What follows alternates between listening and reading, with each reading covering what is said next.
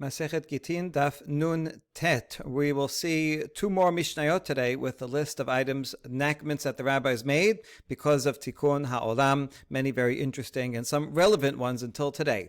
But we begin back with the Sikadikon. Amar Rav, Ana Havai B'minyana Debe Bi, Uminai Didi Manu Beresha. Rav says that he was there at the vote of Rabbi Yehuda Nasi when he and his court voted and decided that a person whose land was stolen by Sicarai has 12 months to redeem it, and after that anyone else can go and buy it. Rav was there. Rav is a first generation Amora in Bavel and founded the yeshiva in Sura. However, he studied under the Yehuda Nasi. So Rav, that's why sometimes we say Tanahu. He has almost the status of a Tana. So he was there. He was present. He was one of the judges in that court. And Uminaydidi Manu Beresha, and they started the vote with me. And so this is interesting because we know that from the Masechet Sanhedrin that when you have a capital case, then the law is that you have to start from the least of the judges, because if you start from the supreme judge, the highest who sits in the middle, then everybody will want to listen to his voice and will be swayed by him. And if he says the person's guilty, then people will be convinced, the other judges will be convinced that the person is guilty. So we want to make sure to hear from the lowest of the judges first, so that if he has an argument for innocence, then everyone will hear it, and so that we can sway towards innocence and find any argument to make sure that we're not giving capital punishment to an innocent person. However, all that's only in a capital case. When it comes to monetary cases, non-capital cases, then we give honor to the greatest sage, the head of the court, the Av Betin, or the Nasi, who sits in the middle, and they should go first because they're the greatest. And in a civil case or a monetary case, there's no a judgment for leniency for this person would be stringency for the other person. So there's no point in trying to sway it towards one way or the other. So therefore, it makes sense to start with the greatest among them. Okay, so that's why it's interesting that Rav, who was, although he was the greatest in his generation, was not the greatest in the previous generation. The Rabbi Yehuda Nasi, we assume, would have been the head of the court. It's called his court. And yet, Rabbi allowed that Rav, the middle or lowest of that court, to speak first. So how could he do that? But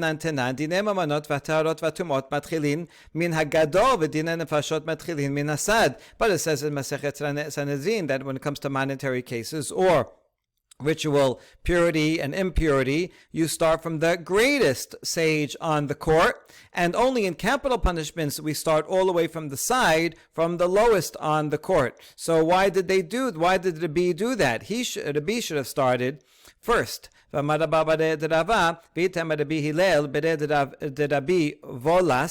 Shane minyana de berbi de kuluhum minyanaihu minasad avu matchilin. And so we learn that, yes, while this Mishnah is true in most courts, but in the court of Rabbi Yehuda Nasi, they always started from the edge. Rabbi Yehuda Nasi was held in such high esteem that if he spoke first, then everybody would feel obliged to follow his opinion. After all, he was not only the greatest sage, but also he had the power of the Nisiut. He was wealthy. He was influential. He composed the Mishnah, and so he felt they would have put undue weight on his opinion, and so he was, out of his humility, wanted to hear from everybody else first, and so that shows also his greatness that Rav would speak first, even in cases of non-capital punishment.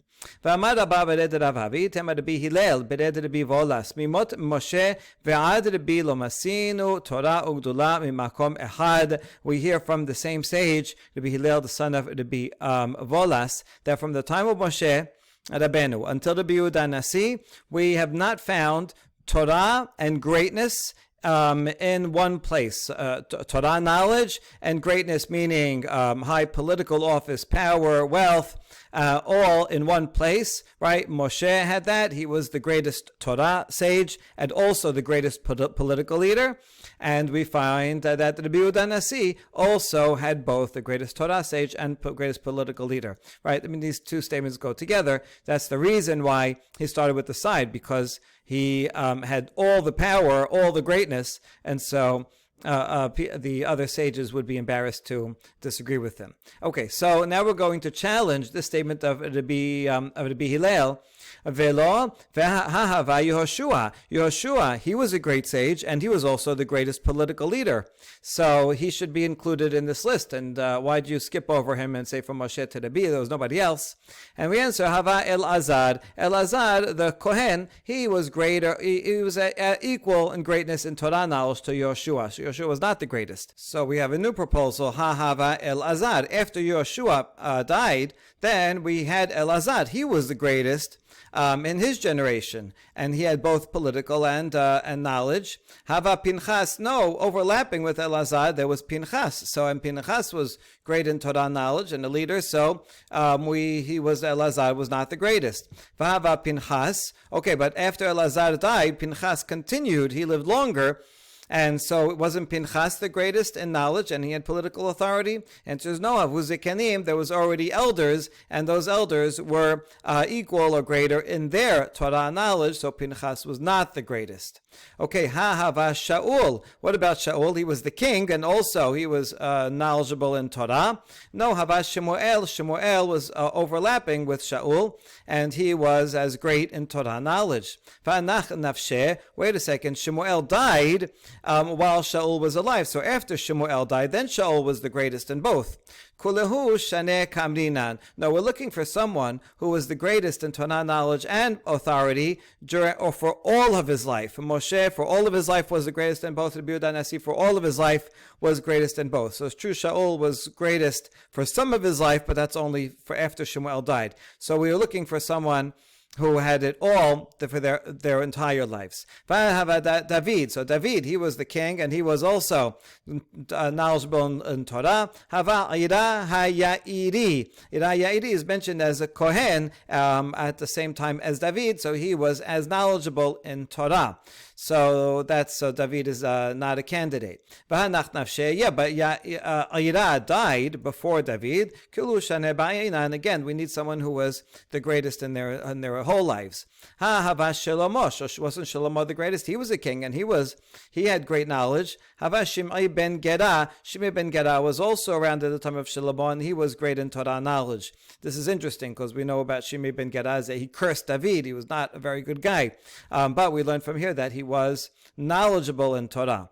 V'hakatle, wait a second, Shlomo killed Shimei ben Gera because Shimei ben Gera cursed David, so Shlomo ended up taking revenge against him, and so we have that Shlomo outlived him, and so after Shimei was killed, Shlomo was the greatest in both. And again, we answer Kuluhu Shaneh Kamrinan. We need someone who was the greatest for all of his years, and so far we haven't found anyone. Hava Chizkiah. Chizkiah was the king and great in Torah knowledge. Hava Shevna. No, there was also Shevna who was equal to him at the time. Ha-Iktil. Hold on, wasn't Shevna killed? He was killed in war against Sancheriv. Yes, it's true, but we're looking, so Chizkiah was greatest for part of his life, but we need someone who was greatest for all of his life. Vahava Ezra Sofer, he was great in Torah, and he was the governor of Judea. Hava Nehemiah ben Chechaliah, but at the same time as him, there was also Nehemiah, who was also equal to him. He was also a governor and knowledgeable in Torah.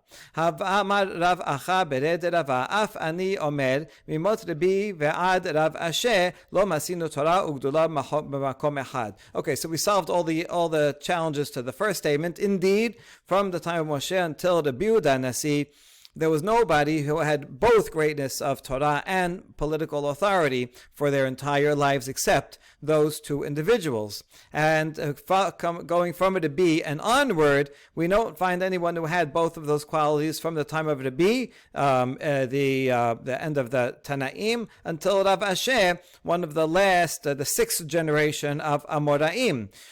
We don't find Torah and political greatness in one place. Velo, is that true? V'hava Huna bar Natan. There was Huna bar Natan was a great Torah scholar, and he lived during the time of Rav Asher. So, and he was even greater. Shane Huna bar Natan de mechaf haya kaif le Rav Asher. No, Huna is different because he was subordinate to Rav Asher. In other words, even if his Torah knowledge was equal or greater, still Rav Asher was the head of the yeshiva, and so everyone, even he, looked up to Rav Asher and followed Rav Asher's authority. So indeed, Rav Asher did have both forms of greatness for his during his life. All right, and that brings us to the next Mishnah. Charesh, Romez ve'nirmaz. A person who's deaf, and in those days, because they didn't have good education, proper education for deaf people, so they weren't mentally competent to do all things. Nevertheless, the rabbi said, we want to allow a deaf person to enact various transactions, and so a deaf person who, through gestures, signals that he wants to buy or sell something, that works. And if someone gestures to the deaf person and he acknowledges it, then that works. So we consider that a valid form of monetary exchange. Ben Betera omer kofes v'nikpas b'mitaltelin. Ben Betera disagrees, and he says kopes v'nikpas, that if a deaf person makes mouth movements, then that also is good. So this is even more lenient, because not only with hand gestures that are more explicit, even mouthing words, if they mouth to someone or someone mouths to them and they understand, then that also can make a monetary transaction if it's metaltelin. Right here, you want to buy some food or a movable item, that can be done even by lip reading. Hapautot mikachan mikach mimkaran mimkar b'metaltelin. And also children. All this is because of tikkun ha'olam. Even though from a doraita level, the deaf person and a child would not be able to make monetary transactions, but the rabbi said we want to help them out, and so the rabbi said yes, they can. Children, they can buy and sell, and it's a valid sale if it's regarding movable items, not land, but movable items, so that they can buy food and they can live. All right, that's the Mishnah. Amar Rabbi Nachman, machloket b'metaltelin, aval b'Gittin divrei hakol birmiza. Rabbi Nachman explains that this machloket between Tanan Kama and Ben Betera only applies to metaltelin, as it says here, metaltelin, buying and selling. That's where that's when Ben Betera says, listen, by lip reading, you can also, lip reading, which is more subtle, you can also buy and sell. However, when it comes to a get, everyone agrees that you have to have hand gestures, in order for a deaf person to give or receive a get. Would have to be done with hand gestures and wouldn't be sufficient through lip movement, and even Ben Betera would agree to that. Now we say, Peshita b'metaltelin tenan. Isn't that obvious? Right? Ben Betera says, I disagree only in metaltelin, and say, then he's more lenient, because it says the word metaltelin. So isn't that obvious?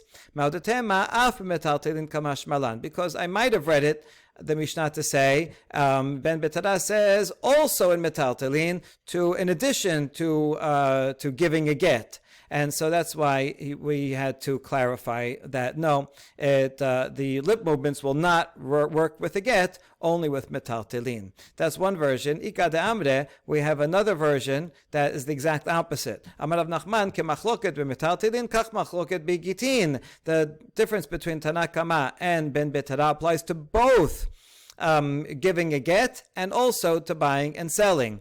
That Tanakama says that can only be done with hand gestures, and Ben Bitra says it can also be done with mouth reading. V'anan b'metaltelin tenan, ema af b'metaltelin. Yeah, but Ben Bitra said movable items, so we understand that to mean also movable items. In addition to divorce, you do both things by lip reading. Okay, hapa'utot. Now it comes to kids. Mikachan, mikach, mimkaran, mimkar, b'metaltelin. Ve'ad kama. So we understand that their purchases and sales are valid. So we ask until, from what age, right? What do you mean a kid? Even a 1-year-old, a 2-year-old? Can they buy and sell things? Machve Rav Yehuda Rav Yitzchak bere. So Rav Yehuda pointed to his son, Rav Yitzchak. I'm guessing he wasn't a rabbi yet. Kebar shit, kebar shav. In other words, about 6 or 7 years old. That's how old the son was. And he says, around my son's age, ask him. He can understand money, he can understand value. So that's fine. Rav Kana amar kevar shav, kevar temaneh. However, Rav Kana said, no, about 7 or 8 years old. B'matnitatana kevar tesha, kevar I said, Abaraita says about 9 or 10. Vela piligi, and even though they all give different ages, they're not arguing with each other. Kol chad vechad lefi churfeh. Every kid is according to his sharpness. Some kids early on they understand the value of money and ownership, and they get it, and they can be good salesmen and go to the shuk and bargain. And other kids, it takes them a little longer to figure it out. But so maybe until they're 10 years old, they're only when they're 10, then their sales and purchases are valid. And the reason is it's so that they can live. You have a child. Not always is there an adult that can go and buy them a sandwich. Maybe they're going around on their own and they need to buy something to eat to live. So it's necessary and required for tikkun olam. Vayomer la'asher al ha-meltacha hoseh levush lechol obdeh ha-baal. Since we saw one statement by Rabbi Abba bar Yaakov, so now we're going to see another statement by him that's regarding this pasuk here. This is when King Yehu brought together all the Nevi'ei Baal in one place and slaughtered all of them. And it says that he brought garments for them, special garments. I guess the garments looked like they were a special gift because they thought they were being honored, but in turn, these garments probably helped them be slaughtered because then they were all easily identifiable because they were all wearing this uniform. Anyway, my meltacha, what does this mean? What are these? What kind of? He said to the person that's in charge of the wardrobe. So what does this mean? That this is a concatenation of two words. It's talking about cloth that can be compressed and stretched. Right, cloth that's very, very fine and thin, so that you can fold it up to be very small, but then you can stretch it out and it can be very big. Kind of like those ponchos that you can stuff into a tiny little bag.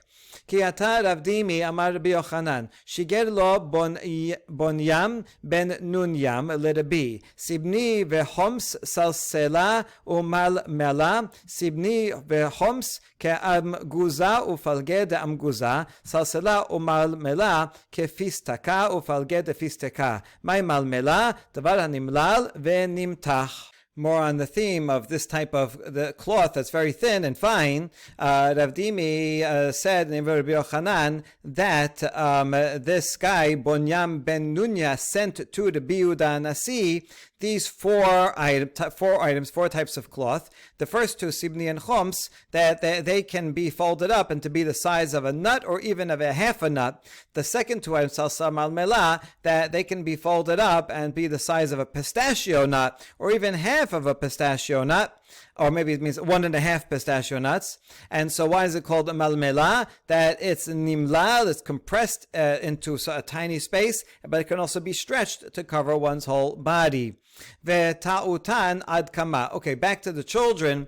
If they make a mistake, if an adult pays too much or too little, then that's called ona'ah. And if it's up to a sixth of a difference, then the sale is null and void, right? If you overcharged me more than a sixth, I can come and say, forget it, I want my money back. And the same thing, if the buyer paid a sixth less than the correct value, then the seller can come and say, hey, you cheated me. If it's less than a sixth of a difference, then you just have to pay back. The sale is valid. You just have to pay the overprice or the underprice. Okay, so how about for children? Amar biyonah, amar bizera ad shetut kegadol. It's the same thing, up to a sixth, just like an adult. So if someone maybe takes advantage of the kid and overcharges him, then if it's more than a sixth, then they can go and get their money back. Abaye matinato. What about a gift, right? Can a child give or receive a gift? Rav Yamad amar en matnato matana. Mor Rav Asher amar matnato matana. Machlok Rav Yamad says a child can give a gift, and Rav Asher says a child cannot give a gift. Now, Afchu shtaru lekamed Rav Mordechai. Now, Rav Mordechai, he was a student of Rav Asher, and the sages sent the account of this machloket between Rav Yamad and Rav Asher's son to Rav Mordechai. However, they switched around the names. Some say they switched it by mistake. Some say they switched it on purpose to see what he would say. Now, Rav Mordechai was a student of Rav Asher, along with Mord, who was the son of Rav Asher. Amar le zilu imru lebar Mord. So Rav Mordechai, when he heard that, he said, "Go tell the son Mord, the son of Rav Asher." The son of Mor. So here, Mor. Okay, Mor. It also means master. So the son of Mor means the son of my master, who is Rav Asher, who also happens to be known as Mor by Rav Asher. Okay. Anyways, lav hachi hava ubada ki hava ka'e Mor had kar'e ar'a vechad kar'e adarga v'amarna le matnato mai v'amarlan matnato matana achat matana shechimera v'achat מתנת ברי, אחת מתנת ברובה, ואחת מתנה מועטת. So Rav Mordechai says, wasn't this the case? Don't you remember the incident as follows? I remember it vividly, and I can even tell exactly where we were and what was going on. And the master, Rav Asher, he was standing 1 foot on the ground and 1 foot up on the step. He was about to go up the steps. And there's that time that we asked him, what about the gift of a child? Is it a valid gift? And he said, yes, it's a valid gift, and it doesn't matter if it's a regular person or someone on his deathbed, or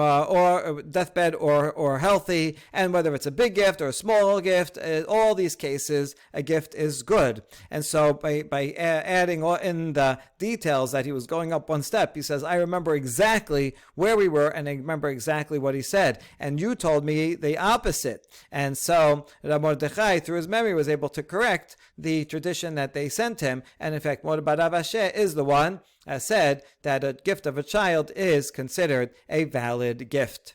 All right. You see from this, by the way, that Rav Asher cannot possibly be the final editor of the Talmud Bavli, because here we have a discussion between later on his son and Rav Mordechai, who are the next generation after Rav Asher, his students, and Rav Asher is not there to ask him to clarify what he said, right? But they're remembering what they learned under Rav Asher. So Rav Asher could not possibly be the compiler, at least not of this sugya. All right, next. Elu devarim amru mipnei darkei shalom. Kohen kore rishon v'acharav Levi v'acharav Yisrael mipnei darkei shalom. So this one is relevant till today, that the order of the Aliyot, we send up a Kohen first, and then a Levi, and then a Yisrael, and this is for shalom, so that people won't fight and say, well, I'm greater than him, he's greater than me, even though he's a Levi, but I'm greater in Torah, I'm richer, I'm this, I'm that. So we keep the peace and say, oh, everybody agrees, a Kohen will go first, Levi go second. When you have a courtyard with many homes in it and you want to make an eruv, the eruv is not actually the string. You need a wall or enclosure or string, but the eruv actually is food that you deposit in one person's house to say we're all going there for lunch, so we're all joining together and making that our place, and therefore we can all carry because we're all sharing in that meal. So that meal, where do you put it? You only have to put it in one place. Everybody contributes to the meal a little bit, and you put it in one home. Whose home do you put it on? Do you put it in? It's considered a great honor to have it in your home. So we put it in the old house, the one that we always put it in, right? For years and years, we put it in this guy's home. So then it should continue, and don't change it and say, I want it in my home. No, just keep it the way it is so that people don't fight. If you have an aqueduct, now the aqueduct comes into a village and everybody technically has equal share in the aqueduct, but now they're going to start fighting about it. This happens still today. The rivers in Colorado and other places that people are fighting about the allocation of the water. And so we learn here that if the cistern that is closest to the aqueduct gets filled first, when that's full, then you allow the water to go on and it'll fill up the next one. So just go in order of proximity, and that way people won't fight about it. Mesudot chaya ve'ofot agim yesh bahen mishum gezel mipnei darkei shalom. Rabbi Yosef omer gezel gamur. If I set up a trap, right, for animals, for birds, for fish. Now, technically, on the Deoraita level, let's say I put it out in the middle of the forest, and it goes and traps an animal. So technically, the animal is not mine yet until I go and physically take it. But then it's going to cause fighting, because I'm going to set a trap, and then you're going to go and find an animal in the trap first and take it. So then I'm going to get upset, and then we're going to get into a fight. So therefore, the rabbis instituted for Darkei Shalom that if it's my trap, then it's my animal, and you're not allowed to take it. Rabbi Yosef said, even without a takana, this is gezel gamur, right? This is mine, it's in my trap, and you don't even need a takana for that.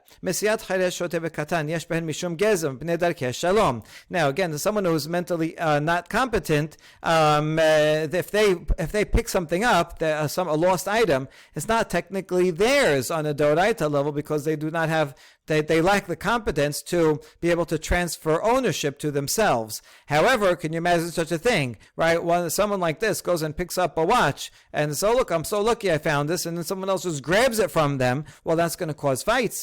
And therefore, for Darkei Shalom, the rabbi said, finders, keepers. Of course, we're assuming that's an item that there was Yeush, and the original owner is not going to come get it back.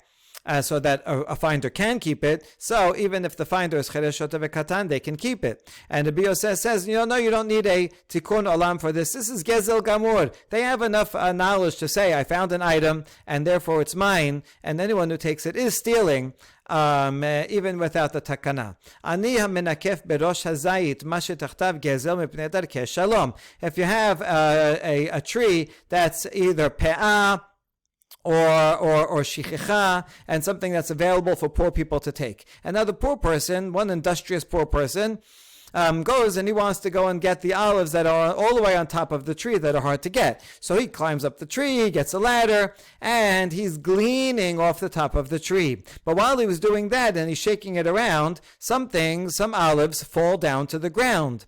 So he thinks that they're his because he's the one that went up and shook it. But some other poor person comes and takes them, so now they're going to get into a fight, because really it belongs to the guy who was on top. So the rabbis say, before Darkei Shalom, if a second poor person comes and takes it down on the bottom, then we consider that person a robber. Even though on the Doraita level, the guy on top, if he didn't take it and physically take it, it's not his yet, and so the second guy who takes it from the bottom can take it, but since it's going to cause a fight, so the rabbi said, Tikkun Olam, the first poor person who caused it to drop also has a right to take it. Rabbi Yosef Omer Gezel Gamor. Rabbi Yosef again says, no, this is a robbery. You don't need a tikkun olam. The first person, he caused it to fall down, so it belongs to him, and no one else is allowed to take it. And memachin biyad aniyeh goyim beleket shicha upeah mipnei darkei shalom. The gifts for the poor person, from the gleanings, forgotten sheaves, and the corner of the field are primarily meant for Jewish poor. Nevertheless, if someone from a non-Jewish poor person comes along and takes, then we do not protest. We allow them to take as well. And all that is also bipnei darkei shalom. Okay, a beautiful set of laws to keep peace in the community. Now, mina hane mileh, regarding Kohen Levi Israel Aliyot, what's the source? Amar Rab Matana Amar Kerav Echtom Moshe et Torah zot vayitena el hakohanim bnei Levi atu ana leyadan et hakohanim bnei Levi ninhu el hakohen beresha v'adar Levi. This is very relevant. Moshe gave the Torah. He wrote the Torah and he gave it to the Kohanim, the sons of Levi. Now, don't we know that the Kohanim are descendants of Levi? It's kind of obvious. Rather, this pasuk is teaching he gave it to the Kohanim first. They get the Torah first. Hey, Kohanim, you have to hold on to it, learn it, teach it. And only afterwards, Kama, B'nai Levi, he also gave it to the Leviim. And so therefore, when you're getting an Aliyah, which is also receiving the Torah, you're hearing the Torah from as you read it or hear from the Baal Kodeis, you're representing the nation receiving the Torah. And so therefore, Kohanim go first, and only then Leviim. So it's really very beautiful reason. It's not just that, okay, Kohanim, we give them honor. It's actually a reminder that the Kohanim, part of their job is not only sacrifices, which they don't have today at all. Part of their job always was and should still be that they have to learn and safeguard and teach Torah. So that's why we give it to them first, because they have primary responsibility for it, and Leviim come second. Rabbi Yitzchak Napacha Amar Mehacha v'nigishu hakohanim b'nei Levi atu anan layadin de kohen b'nei Levi ninhu ela kohen beresha v'adar Levi. Rabbi Yitzchak Napacha quotes a similar pasuk that says the Kohanim, the descendant of Levi, all right, will come. And don't we know that the Kohanim are descendants of Levi? Rather, the same thing, that the Kohanim come first, and only then the Leviim come after. Rav Asher Amar Mehacha b'nei Amram Aharon u'Moshe v'bedel Aharon lakdisho kodesh kadashim.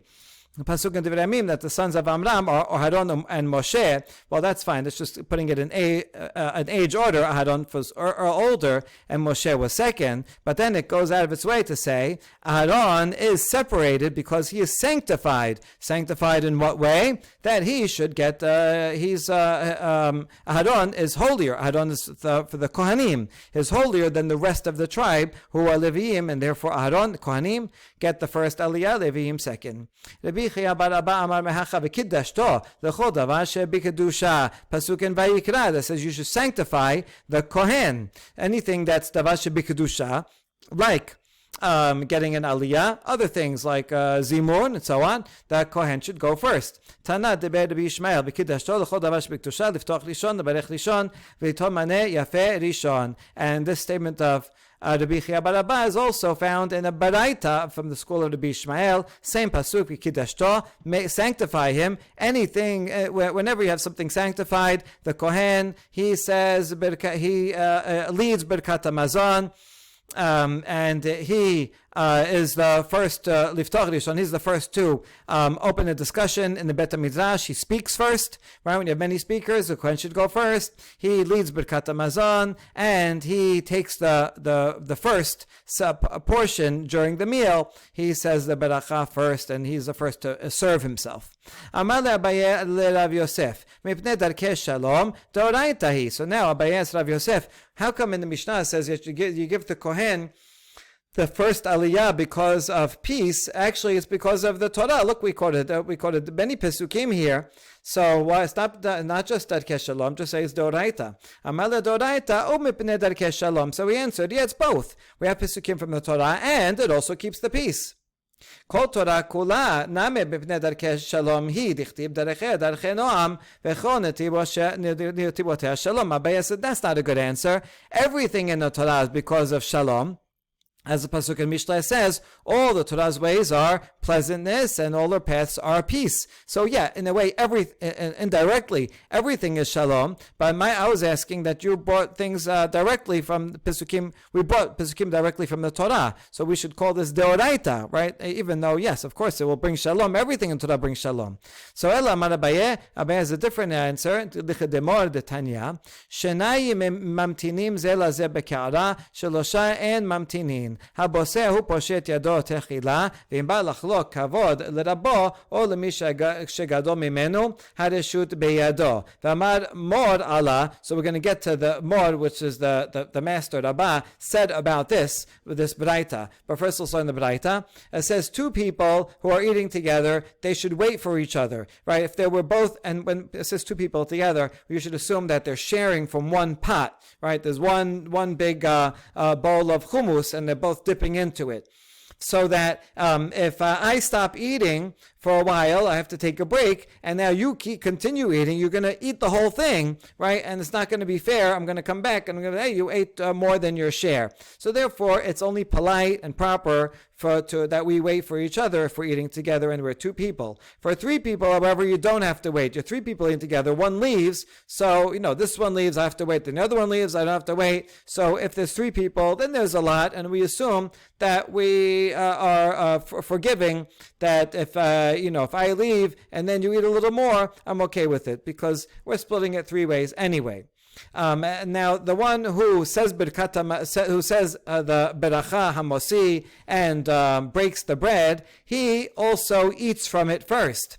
However, if that person wants to give honor to his teacher or someone who's greater in Torah, he is allowed to do that and say, no, you go and take it first. Okay, so that's what we learned. V'amar mor Allah. Now, Rabbah said about that, Lo shanu ela b'seudah v'bebet hakneset la da'atu le'insuye. This is true only in a meal. In a meal, if I have a meal and I want to show honor, I say, here, you eat first. That's okay, because that's a personal gathering. But in the Bet Knesset, where it's a public gathering, then the Kohen should not allow the person who's greater to go first, or rather, we should not call upon a Torah sage to take the first aliyah before the Kohen, because then that's going to cause fights. When you're in a Bet Knesset, he says, they called him up instead of the Kohen's going to be upset, or some other guy who thinks he's even greater in Torah says, why'd they call him instead of the Kohen? They should have called me instead of the Kohen. So in the Bet Knesset, just follow the normal protocol, call a Kohen, and don't give honor even to a teacher or to someone greater in Torah. So Abaye explains, even though from the Pesukim in the Torah, we learn that the Kohen should go first, but if you just had the Torah, you might think that the Kohen can forego his honor and allow someone else to go first, or we can ask someone else to go first. Therefore, Abaye says, the Mishnah says, for Tikkun Olam, Bipnei Darkei Shalom, we say in a Bet Knesset, you're not allowed to give honor to anybody else. The Kohen has to go first, which is not true in general, in a private meal. Amar Matana, Hada Amar Bet Knesset Lo, Lamaran Ela B'Shabbat Tovim Tovim T'Shrichi Rabim, Ava B'Sheni V'Chamishi. La Ramatana qualifies that and says, that which you said, that in a Bet Knesset, you have to give the Kohen first, and you can't give honor to a sage or teacher that's greater. That's on Shabbat and Yom Tov, when there's a lot of people there. The more people, the more chance is going to cause quarrels. Some guy's going to say, wait a second, that's my father, that's my uncle, how could you do that? So then, only give it to the Kohen. But if it's on Monday and Thursday, there's only 10 people, 15 people, there's less people there in Bet Knesset. So then you can look around, you see, okay, there's a Kohen here, but there's a great sage, so give it to the great sage, and that's totally permitted. In fact, in the small Bet Knesset of Rabbi Avad Yosef in the Great Synagogue, when he was praying down in the coat closet there, regularly Chacham Avad Yosef would take the first aliyah, even though he was not a Kohen, right? This was a small minyan. It was people who prayed there every day, who were students of the rabbi, and so nobody there minded, and it didn't cause quarrels, and so that was actually a regular practice. Ini, hold on, we have a challenge. We have Rav Huna, he would go up to the first aliyah. He would take aliyat kohen, even though he was not a kohen, and he did that on Shabbat and Yom Tov. So why was that allowed? We just said that in the Bet Knesset on Shabbat and Yom Tov, you're not allowed to give it to a greater sage. You have to give it to a kohen. Shane Rav Huna dafil Rabbi Ameh v'Rabbi Aseh kaneh chashivet Eretz Yisrael mekaf havu kaifele. No, Rav Huna is different. Rav Huna was regarded unanimously as the Gadol Hador. Even Rabbi Ameh and Rabbi Aseh, who were originally from Bavel and then went to Eretz Yisrael, and they were the greatest sages in Eretz Yisrael, they subjected themselves and were subservient to Rav Huna. They recognized Rav Huna as the greatest, and therefore they could tell Rav Huna kavod rishon, and nobody would have any problem with it. Not the Kohanim, and not even the other great scholars of the day.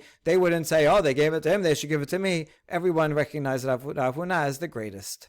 Amar Abaye naktinan en sham kohen nitparda chavila. Abaye teaches that if there's no kohen, then that's it. The bundle is undone. In other words, if there's no Kohen, you don't give it to the first one to a Levi. If there's no Kohen, then the whole structure we forget about, and you give it to Yisrael instead. If there's no Kohen, you give 3 Yisrael in a row. That's what we do today. I know because we have a Levi in our regular minyan, and a lot of times there's no Kohen, and he gets upset. Hey, I'm a Levi, so at least give me the first one. But we tell him, sorry, Abaye already ruled that if there's no Kohen, then 3 Yisrael go in a row, no Levi. Amar Abaye, naktinan en sham Levi kore Kohen. And if there's no Levi, then a Kohen takes the first and the second aliyah. Ini, hold on, how can you give a Kohen the first aliyah and we're assuming now another Kohen, the second aliyah? You're not allowed to call 2 Kohanim in a row because it will people will think that there's something wrong with the first Kohen. Because everybody knows that people that are Kohanim, you know from their last names, you know their fathers are Kohanim. And if you call one Kohen and another Kohen, people will not think that, they're calling a second Kohen because there's no Levi. Some people might know, but some people will think, why are they calling a second Kohen? We just had Aliyat Kohen. Oh, I know. Must be they realize that the first Kohen is a halal. He's an invalid Kohen. That's why they call the second. And they're just going to assume that and think wrong things. So therefore, you don't call 2 Kohanim in a row. Also, because of Pegamos Shel Rishon. There's also a rule that you don't call 2 Leviim in a row because people will look at that and they can make a mistake either way and think that the first guy the first one was a Levi because he got Aliyat, he got the second Aliyah, and the third one, I know his name is Levi, or I know his father was a Levi, but look, they gave him Aliyat Yisrael. Must be because there's something wrong with him. Or they might make the mistake the other way around, that they would say, they see someone get Levi, they see after that another person get another Levi get an Aliyah, and they'll say, must be they're giving him Aliyat Levi because the guy who got the second Aliyah, must be something wrong with him that they had to get another Levi in his place. And so you can people will make a mistake and think that there's something wrong with either the one or the second. Anyway, we brought this as a question because if there's no Levi, it says you call a Kohen instead, so you call Kohen Kohen. But we just hear the Rabbi Yochanan says you're not allowed to call Kohen Kohen. Ki kamrinan be'oto Kohen. The answer is we put the same Kohen twice, which is exactly what we do today, right? We send up a Kohen, and then we see, there's no Levi. The same Kohen gets another Aliyah, and then he has to donate double. Ma'ishena Levi achad Levi tika pegam shenehem damar had minayu lav Levihu Kohen achad Kohen nami amri had minayu lav Kohen hu. So now we're going to ask about Rabbi Yochanan. How come he says that the reason why you can't call two Kohanim in a row is because people will think that there's a problem with the first Kohen, Pegamos Rishon. He's only worried about the first guy. But when it says Levi after Levi, that's no good because we're worried about someone will say something negative about either the first Levi or the second Levi. So why this distinction between the two? So we're going to attempt a couple of answers. Kegon de murzak lan ba'abu de hai sheni de kohen hu. No, we're talking for example, that we know that the father of the second one is a kohen. So we know for sure that the guy who got kohen second is a kohen, and that's why we're only worried about the first kohen. Okay, but that's not a good answer because then that should be the same with Levi. In other words, both cases in the Rabbi Yochanan's statement should be consistent. And so the Levi case should also be where we know that the second one was the son of a Levi. So that doesn't explain it, right? Yeah, we're assuming that we know the parents and we know the fathers, we know the last name, and we know that these two guys are Kohanim, or these two guys are Leviim. So we still didn't answer the question. Ela amri mamzeret o netina nesev ufesale lezaref. Regarding the Levi, we say, oh, you know what happened? You know why they're calling another Levi? Because the first one, he was married to a mamzeret or netina, and therefore, if a Levi marries someone who's they're not allowed to marry, then the child will be Jewish but lose their Levi status. And so therefore, they'll think either the first Levi they realized was no good and sent another Levi after that, or the first Levi was good and the second one they're sending as a Yisrael, but they'll suspect one or the other. Okay, what about Kohen? Regarding the Kohen, also they should suspect that maybe the one that the first one that they sent up was married. The father married a Girusha or Chalusa, and so that's why the child is discredited. And is not a Kohen anymore, and so it's the same problem, right? So why is there a distinction? And the answer is sof Levi mi ka have. Wait a second. That Kohen, if a Kohen married a Gerusha, does the child become a Levi? No. They lose their Kohen status and they become a Yisrael, right? They could get an Aliyah as Yisrael, but not as a Kohen and not as a Levi. So now we actually do answer our question.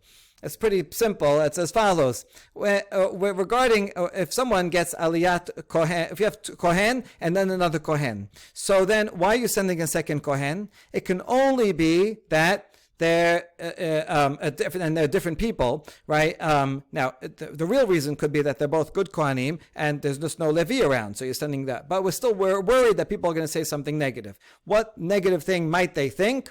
That the first one is the son of a Gerusha, some problem, and therefore is not a valid Kohen, and so they send a second Kohen to take Aliyat, to be Aliyat Kohen. So then that will be a problem with the first. But you're only going to make a mistake one way. If the first one is good, a good Kohen, then, and the second one is bad, wait a second. If the second one is bad, you're not going to send him up for Levi either, because an invalid Kohen is a Yisrael, not a Levi. And so therefore, no one's going to make a mistake to think, oh, the first one was the good Kohen, and the second one is not. Because it's not a good Kohen. Because a not good Kohen wouldn't get Aliyat Levi. And therefore, regarding Kohen, we're only worried that people will suspect the first guy of being invalid. That's not true for Levi after Levi, who gets the second and third Aliyah. There, the problem potentially could be either way. It could be that they sent one Levi, realized he was no good, and then sent the third guy to take Aliyat Levi.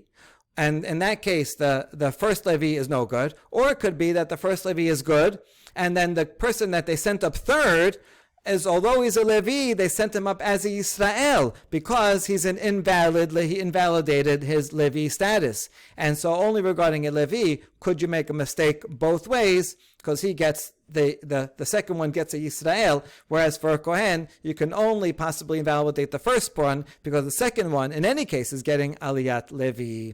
All right, so that answers that question. Ulman, and now we say, who are we concerned about that's going to make this mistake? Ilioshvin hakahazule. If it's someone who's sitting there the whole time in Bet Knesset, and so they'll count the Aliyot. We assume people were paying attention, and they'll see there are three aliyot on a weekday, 7 aliyot on a Shabbat, right? They know how many aliyot they're supposed to be, and they didn't add any extra aliyot, and so they'll see, okay, obviously we counted all 3 or all 7, and everybody who they sent up is valid, and so people will understand, oh yeah, I know, even though they sent up Kohen, Yisrael, but they didn't add anybody else, so that means they're all valid, just that there wasn't a Levi. So really, we shouldn't be worried. Rather, we're worried about people that leave before the end, right? They leave in the middle of the Torah reading, and so they don't end up counting that, they didn't, then realizing that they didn't add any aliyot, and so since they don't realize that, all they remember is, they sent two Kohanim in a row, or they sent 2 Leviim in a row. There must have been a problem with one of the Leviim or one of the Kohanim. That's who we're worried about. You see how the rabbis were so sensitive to make sure that no one would even have the possibility of saying Lashon Hara about anybody else, so they avoided any